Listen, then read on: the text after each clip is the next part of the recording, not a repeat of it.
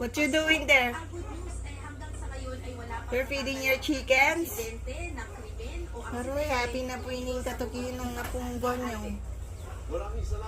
Mahilig niya pong magpakan manok. Every day, every morning. Say hi to my vlog. Ay, joke lang. Say hi. Sagliting kang pa baso, Ken.